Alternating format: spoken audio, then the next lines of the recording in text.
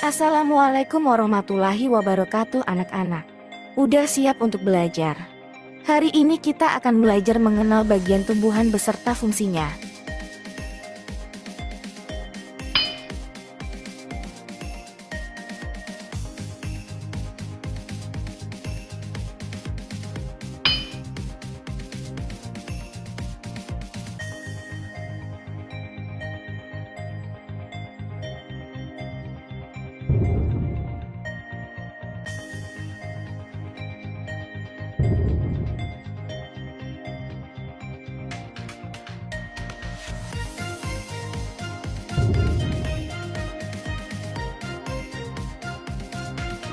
Bagian tumbuhan, perhatian gambar tumbuhan yang ada di bawah ini.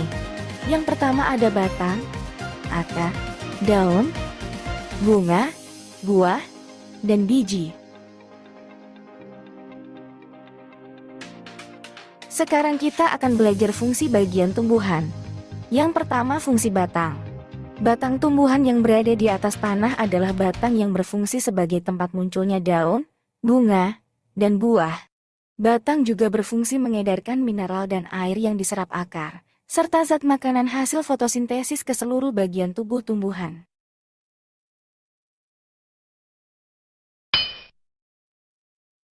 Selanjutnya fungsi bagian tumbuhan, yaitu fungsi akar-akar adalah bagian tumbuhan yang umumnya benda di dalam tanah.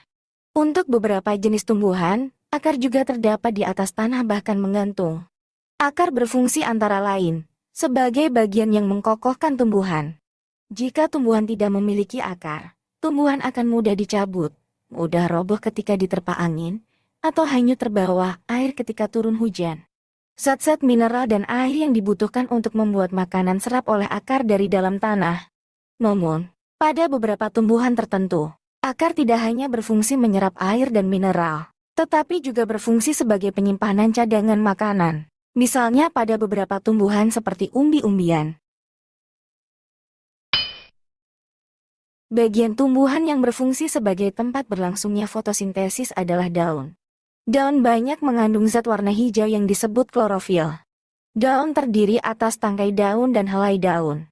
Daun terdiri dari pelepah daun, tangkai daun, dan helaian daun. Fungsi daun diantaranya untuk melakukan pernapasan, sebagai tempat pembuatan makanan, tempat terjadinya penguapan.